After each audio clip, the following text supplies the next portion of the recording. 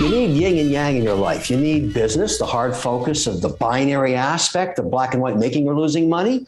But you also have to have the chaos of the arts or music or painting or something else. And for me, that's guitar. I play a lot of guitar, play in some bands. I collect watches. I have a massive watch collection. I know all the large collectors around the world in the royal families and all of the people that are really into this stuff and the watchmakers. I love it. It's chaotic. It's crazy. But it's the balance. I don't need any more money. I just need to keep what I've got.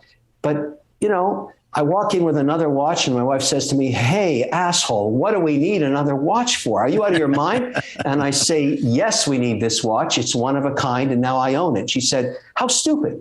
You can't even wear, if you wore a new watch 3 times a day for the rest of your life, you still have too many watches. You would never get through them all." It's true. It's true.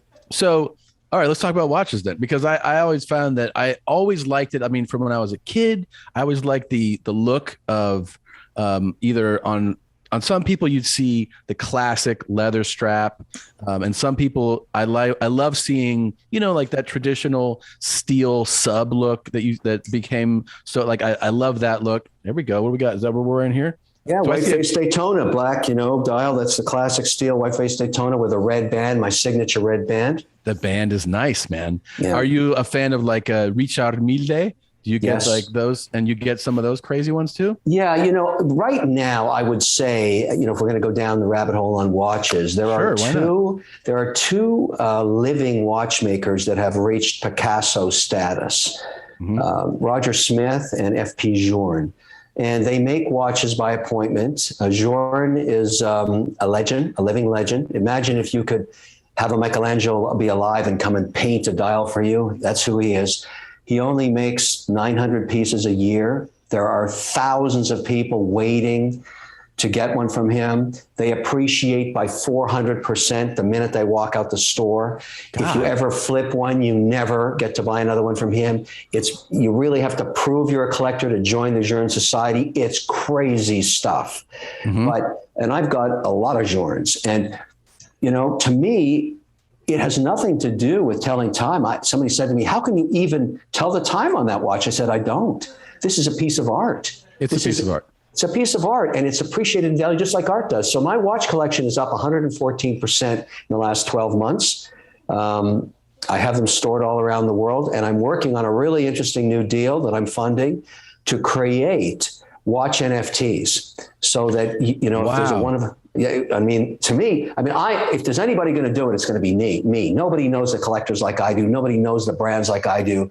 And I can hire tech guys, which I'm doing. I'm going to call this thing the Wonder Trust. Watch for it. Okay. Yeah. So NFTs, I mean, it's, you know, it was something that I don't even know if it was in the lexicon a year or a little more than that ago. And now it's nonstop. It's all you hear about is all the possibilities of NFTs. So you're obviously proponent of that. Yeah. Well, let me give you a reason why. I have a friend, let's call him Bill. You know, these collectors don't like to, they're very quiet about their pieces. I went to his home recently, and with a loupe, I looked at a one-of-a-kind piece. Only one in the world. Maybe 5 other people have ever viewed it personally. I'm one of those 5. And I said to Bill, "Look, Bill, can I get a picture of this dial just so I can have it?" He said, "No, I've never let anybody photograph it for obvious reasons."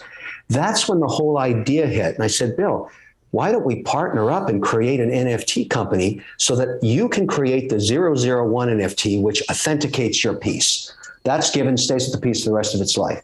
But then you authorize another 10, serialized 01 through 10, and you let me buy one of those so I can actually own an image, the real thing, the one-of-a-kind dial." Yeah. And what's the price? Auction it. I'll pay whatever the world's willing to pay for it. That's where I'm going with this idea. I like the idea a lot. Are you a fan of Pateks too?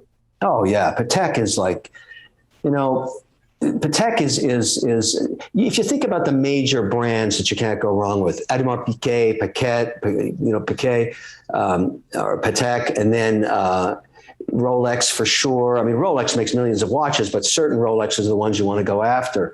Sure. But then you've got you've got the micro brands like Ming. I have a one-of-a-kind Ming. No one's ever heard of Ming. Unless you're a watch collector, then you go out of your mind to see this watch. It was made for Ming. It's a Ming for Ming. And his production manager was a huge Shark Tank fan. I reached out, it's in Singapore, and I said, listen, I've heard a rumor that Ming's making a Ming for Ming. He said, yeah, it's a one of a kind. I said, I'll buy it. And he said, I got to talk to Ming, and maybe Ming will want you to have it. And he did. I have the only one. Wow. Yeah. That's pretty awesome. Look, I'm giddy like a teenager here now. I'm going to turn that into an NFT. I didn't realize that Patek did the thing that, I mean, you see from different types of manufacturers, especially like high-end luxury things, where you go in the store and you're like, I want to get the, what's the green face? The Nautilus. You're talking about the 5711, which just got, you know what happened? The 5711, the classic blue dial that was the entry-level Patek. Right. And it exploded. I mean, maybe you bought it for 30 grand. The minute they canceled it, I think it went to 150,000. Now, I'm lucky to have a 5711, but they also have the last of the 5711, which is a green-faced version of the same Nautilus. And grown men are weeping to get one. Yeah, I love that watch. But I didn't realize that when I was in this store, they go, oh, you have to own other ones for us to even like get you that one. I was like, oh. Let me tell you something. The chance that you'll own that watch is zero. Just to set you up. You're going to have to deal with all the collectors around the world that have millions of dollars of Pateks ahead of you. That's the thing you got to understand. Patek understands the value of their collectors. Yeah. And there's something else you should know. Patek has a relationship with royal families all around the world. They don't talk about it, but certain royal families, when a child turns 18, what do you think they get? A one-of-a-kind Patek. Wow. So when you think of your collection, and like the magnitude and the value of it, ultimately, as you get older, is it something you go, I want to leave this to my kids? Is it something you'd want auctioned off? Is it something you wanted shown, like a museum style? What's like your ultimate dream for your watch collection? Yeah, I've been asked that so many times, including from Phillips, which is the world's #1 watch auctioneer. They do every fall a huge charity auction, which I participate in, and also they auction watches. I've told my family that's always rating, including my wife, who loves to wear all my watches, and my daughter and son. Mm-hmm. I say, listen, guys, all of these are coming in my coffin with me. I'm not leaving anything. And the reason I'm going to need all this is I'm going to a place where it's a really, really long time we're talking about it. I'm going to need really good watches. Yeah. And my wife said to me, don't worry, Kev, I'll bury them in the case. Don't worry. So your collection is hundreds of watches, I'm assuming, or maybe more. You know what I've learned? Because I've had 2 heists over the decades. And I no longer disclose how many or where. And I have a very complex inventory control system, a really complex insurance system in place. But that's why I'm so motivated, along with several other collectors, to start this NFT company, because all of us that have these massive collections are going to create these NFTs in association with giant insurers, because we want the manufacturer to authenticate our serial number, and we want the insurer to insure based on location. But my watches, there'll never be a heist again, because they're in so many different countries and so many different vaults all over the place. Well, congrats on that. My one of my agents worked out like a really good deal for me on something, and then when I was talking to him, he was like, "How happy are you with this deal?" I go, "Very happy." And he goes, "Cool, you're going to buy me a watch." And I was like, "What?"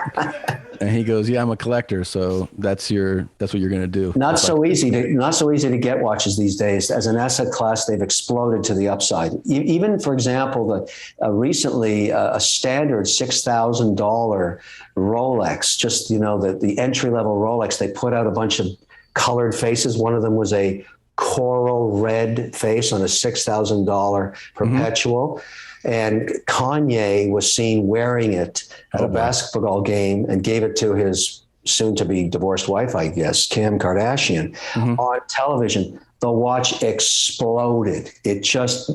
Every woman wants this 41 millimeter entry-level coral red. It's just insane now. That's the kind of thing that happens. I was in Vegas a few weeks ago, and walking through one of the nice casinos, and they have every type of store. And I went into one of the high-end jewelry stores, just, looking at watches. Their inventory was abysmal. Like they had 2 of these and 2 of these. And I'm like, where else do you have? They don't have any watches in retail. There are none. You're going to have to deal with your representative, and, Rolex is sold out. Patek sold out. Audemars Piguet is sold out. Even Omega is sold out. Everything's sold out.